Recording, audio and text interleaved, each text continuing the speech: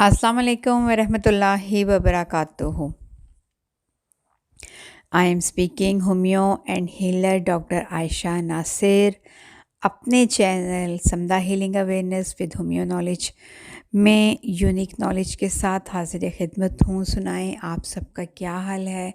मेरी वीडियो कुछ लेट हो जाती है बस मसरूफ़ियत की वजह से, लेकिन मैं कोशिश करती हूँ कि आपके लिए एक यूज़फुल नॉलेज के साथ आऊँ।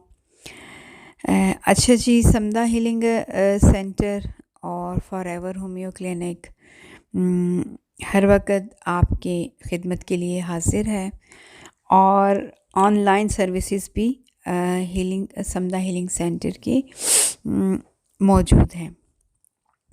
अच्छा, आज के टॉपिक पे बात करते हैं। आज का टॉपिक है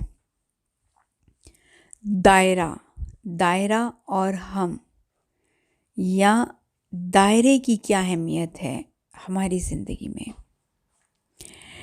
दायरा और हदूद का मतलब है कि जैसे एक दायरा होता है गोल, और उसके इर्द गिर्द एक बॉर्डर लाइन होती है, वो दायरे की हदूद होती है, लिमिट होती है। और अगर हम इस दायरे से या हदूद से हम बाहर निकल जाते हैं, दायरे से अगर हम बाहर हो जाते हैं तो इसका मतलब है कि हम इस दायरे से, इसकी बॉर्डर लाइन से आउट हो जाते हैं।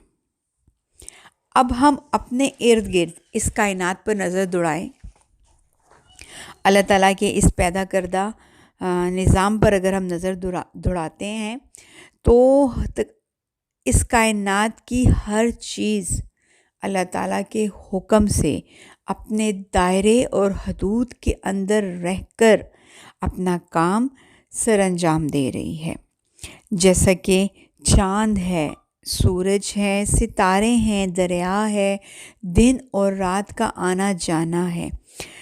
ये सब चीज़ें, फूल फल, चरिंद परिंद, इन सब का दायरा है। देखिए, चाँद अपने दायरे में रहकर अपने मदार के इर्द गिर्द घूमता है और अपने दायरे और हदूद में रहकर जो मेरे रब ने उसके ज़िम्मे काम लगाया है वो उस वक्त वो काम कर रहा है। ठीक है। इसी तरह सूरज अपने दायरे में रहकर अल्लाह के बंदों को रोशनी दे रहा है। और ये ऐसा नहीं, और चाँद और सितारे, सूरज, ये सब जितनी भी चीज़ें हैं अल्लाह ताला की, ये सब जितना भी निज़ाम है, अगर मिसाल के तौर पर एक दूसरे के दायरे में दाखिल हो जाते हैं, ये अपने अपने दायरे में रहते हैं और अपने अपने काम को सरअंजाम देते हैं, एक दूसरे के काम में मुदाखलत भी नहीं करते और एक दूसरे के दायरे और हदूद में दाखिल भी नहीं होते। अगर ये एक दूसरे के दायरे, मिसाल के तौर पर अगर चाँद सूरज के दायरे में दाखिल हो जाए तो क्या होगा? कायनात में बिगाड़ होगा, कायनात का बैलेंस ख़राब हो जाएगा। ठीक है। तो और ये जो कायनात का निज़ाम है, ज़मीन भी है, देखें आसमान भी है, इन सब के दायरे हैं। ज़मीन का अपना दायरा है, आसमान का अपना दायरा है और अपनी जगह है। अब जब से कायनात बनी है उस वक्त से लेकर और जब तक ये कायनात अल्लाह के हुक्म से कायम रहेगी, उस वक्त तक ये निज़ाम इसी तरह ही चलता रहेगा।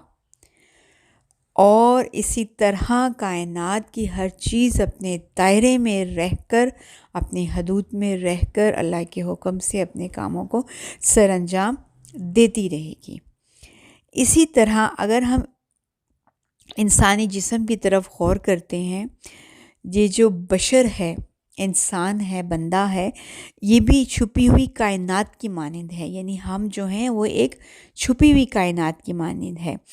और अगर हम अपने आप पर गौर करते हैं, इंसानी जिस्म पर गौर करते हैं, तो ह्यूमन बॉडी का हर ऑर्गन, हर सिस्टम अपने दायरे और हदूद में रहकर अपना फंक्शन प्ले कर रहा है। دیکھیں انسانی جسم میں بھی کس قدر حدود اور لمٹس کی اہمیت ہے. ٹھیک ہے، ہم نے دیکھنا ہے دائرہ اور ہم یا دائرے کی کیا اہمیت ہے. اب ہماری باڈی کا ہر آرگن جو ہے، ہر سسٹم جو ہے، چاہے اسٹمک ہے، لیور ہے، ہارٹ ہے، لنگس ہیں، ایٹسٹرا، جتنے بھی چھوٹے سے چھوٹا بھی کوئی آرگن ہے یا سسٹم ہے، وہ اپنے دائرے میں رہ کر، اپنی حدود میں رہ کر اپنے فنکشن کو پلے کر رہا ہے، اپنا فزیولوجیکل ایکشن کر رہا ہے. ایسا نہیں ہے کہ اسٹمک جو ہے اور ایک دوسرے کے کام میں، ایک دوسرے کے فنکشن میں انٹرفیئر بھی نہیں کر رہے.